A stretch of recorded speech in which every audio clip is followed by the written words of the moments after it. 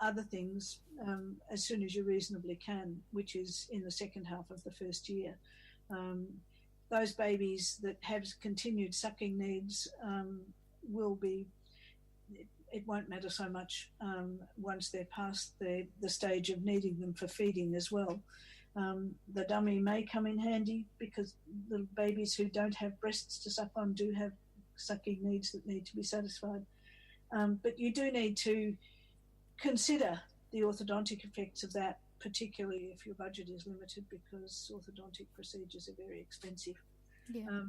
And so, again, if I'm talking objectively, there's not a lot I can say that's particularly useful. You'll have to experiment, and you'll probably have to go through quite a few teats as well before you discover the one that your child latches onto quite happily. Don't take too much notice of claims as more like mother's breast and so on. Nearly all of those make a lactation consultant laugh rather than impress anybody with their closeness to breastfeeding. There is nothing that comes close to the shape of the mother's breast in the baby's mouth, because it adjusts to the shape of the mouth as much as the other way around, whereas with teats, the baby is going to have to adjust to the shape of the teat. And when you don't know how the baby will deal with it, it's just a case of try and see. Okay. And you've mentioned a few studies that you've looked at. Where can listeners who want to look for those studies, where can they find those evidence-based advice about formula making? All of that information, some of it is in Milk Matters. Some of it is in a booklet that I did, which I will put up on the net one of these days, called Towards Safer Bottle Feeding. And it goes through the whole process, from start to finish. How do you choose what do you do? In this talk, I'm taking it for granted that I'm talking to intelligent mothers who basically want to know facts, even if they're uncomfortable facts. And to me, it's a matter of respect for women to presume that they want to know truthful things rather than to say, oh, well, I'm not going to tell them anything that might upset them. That doesn't seem to me to be very respectful.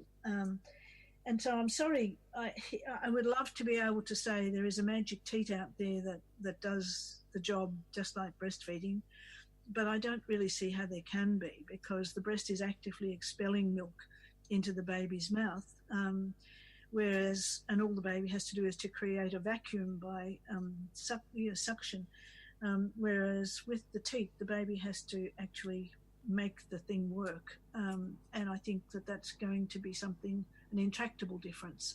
I can't see how anyone's going to get around it. Yep. No, I think it's definitely good to get this information out, the factual, so people, mothers and parents can make informed choices, like we talked about on one of our previous podcasts, about having all the information and the education there so they can make informed choices. Yes, and if they do Google and find the WHO and the UNICEF UK materials on this, they'll know they're looking at objective materials that are based on what we do know about the risks that are involved in bottle feeding. And once a child is old enough, they can be onto a cup, and that involves quite different pressures and forces in the face. You want to limit any kind of orthodontic damage that might be potential there, and allowing the baby to learn to use sippy cups and to then move on to actual feeding is far more the normal process than relying on specialised equipment that costs you a whole lot and doesn't do anything more than provide the food at a particular point in time. Yep. There's no need for it to continue to 2 years by any means. So, sort of going on from that, what can make feeding a safer and more pleasant experience for the infant?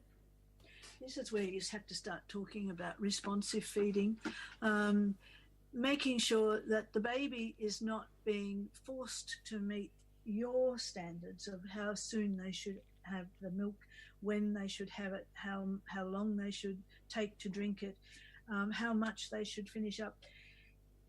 Paying attention to the baby while feeding is absolutely critical, and you can see it in you watch the baby's face. They're very expressive little creatures. They might not be able to use words, but if you watch their faces as they're feeding, whether they're enjoying it or not, whether they're comfortable or not, have them sitting upright when they're bottle feeding. Don't have them lying back so that the milk pools at the back of their throat. You've probably all been at the dentist and felt that unpleasant sensation of water accumulating at the back of your throat, and you either have to swallow it or you're going to drown, you know. Yeah. So basically have the baby sitting upright, present the bottle, allow them to take the bottle into their mouths. Don't you can put it to their lips, but let them be the ones who say, yes, I do want this. Allow them to feed ad lib. If they come off and are saying, looking as though they're full, and give them a little burp, make a bit more room, see if they want it again after there's a bit more space. But if there's still milk in the bottle when they've done all that, throw it out. Don't hang on to it, because remember, every 10 minutes those bacterial colonies are doubling. And expect that they won't be average. Babies are not average. The average things on the sides of tins about how much on average a baby should have and how often, how many feeds in 24 hours. All of those things are not real in the world of the baby. The baby doesn't know how long its tummy is going to take to process this, how soon it will be hungry again, all of those things. You've got to basically watch that the baby's enjoying the feed.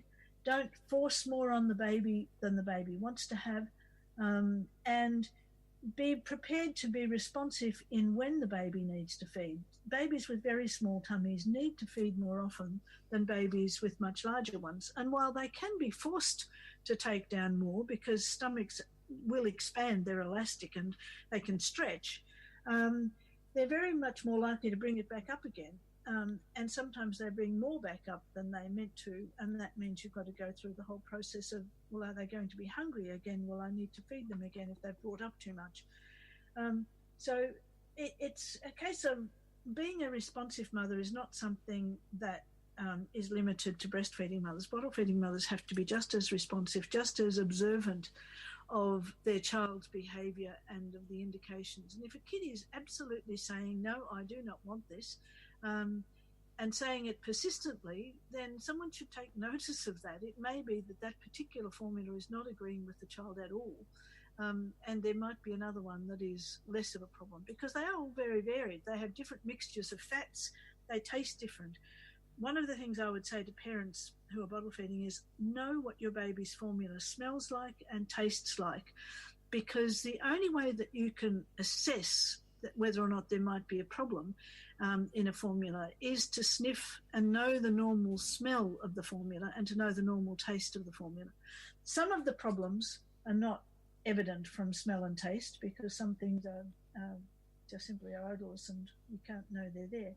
But some things do respond to that, and there have been cases of mothers who have gone ahead and fed things that I didn't think it looked right when I made it up. It had this different look to it, and you think, well, why didn't you taste it and see? And then you realise mothers are not tasting their baby's formula. I think that's just a sensible precaution to take, to know what it is that your baby is actually eating. And it'll give you some clues later as to what your baby is likely to be attracted to, because eating is more than an experience of getting nutrients. It's also learning to recognise things and to have taste preferences and so on. And babies develop that through whatever they first eat. So what can make it a more pleasant experience? Making sure that after the feed, it gets plenty of time to bring up any extra wind, because babies do swallow quite a bit of wind with a lot of bottle feeding. And again, those formula-fed babies will do better if they're upright for much of the time when they're very small and their digestive systems are immature in relation to this. Reflux is a constant problem in babies, however they're fed, and the formula-fed baby particularly needs that upright carriage that we were talking about. And it's good for the carers to have the baby close. It's a way of making sure you get attached to that baby not everybody gets attached right away, just seeing the baby and falling in love with it or anything like that. That's a romantic view of how these things happen. Most relationships and attachments are built by constant presence and loving presence. And there's good evidence that the skin to skin contact of breastfeeding is just as important for the formula feeding baby as it is for the other. So if mothers may choose to allow the baby to access their skin while they're bottle feeding, or they might think that's artificial and just give the baby skin contact in other situations as well. But I think constant physical contact, not universally constant, but a lot of physical contact and cuddles by the mum is just as important, in fact more important, for the bottle feeding mum than for the breastfeeding mum. And it will help her have the right balance of hormones. She won't have the lactating mother's hormones, but she can have elevated levels of oxytocin and prolactin if she has that skin contact. And so can any other carer for that child, the grandmother or the father, or the female partner, whoever is contacting that baby. They are too communicating their microbiome to the baby through that skin contact. And generally speaking, that will be healthier than allowing the baby to pick up the microbiome of strangers, because there will have been some development of protection during the pregnancy. And if any breastfeeding had happened, that will have also provided some immune protection against those bugs that are in the immediate environment and on the partners and so forth. So it's good if there's been even partial breastfeeding for a short time. Any breastfeeding is worth doing, but when you're formula feeding and you can't go back, there's no real point to sort of going into the advantages of breastfeeding. However, there's nothing to stop you having just as much skin contact with your baby if that's what you want to do, and you realise how important it is to the baby to identify in that way with you as the source of comfort, not with sucking on a bottle as the source of comfort. Great. Thank you for all the information. When might additional water be necessary for a formula-fed baby? Well, first of all, make sure the formula's made up right. It is very easy to over-concentrate formula, in which case the baby is not getting even the amounts of water that are specified in the formula, and that's a big strain on kidneys particularly. So don't, when you're using a powdered formula, never compact the scoop. This is something that people sometimes aren't told. The companies have introduced shelves on the tins so that the powder can be scraped off against the shelf, but never allow it to be compacted by running through the scoop through the powder and hitting the side of the can and compressing it that way. That actually greatly increases the density of powder that goes into the water. That changes, of course, over time. The reason there's so much airspace in the top of the tins is because it's very fluffy when it's first made. And then when it's sitting on a shelf in a pharmacy or a supermarket, the small vibrations that are happening all the time are sifting that down so that it gets slightly more concentrated as time goes on. So you don't want to make it more concentrated by zooming that scoop through and compacting it against the side of the can. So make your scoops loose and scrape them off against the edge that's provided for that purpose, and use the amount of water that they say. If your child seems to be constipated, use a little bit more, because in fact you might still be over concentrating the formula. There's no difference between adding a little bit more to the formula bottle that you make up and offering free water to the baby, except that the offering free water allows the baby to decide if that's what they want. Unfortunately, you're usually offering that to the baby from a teat that tastes of chlorine, if you're using chlorine bleaches, the Milton and other chemical sterilizers.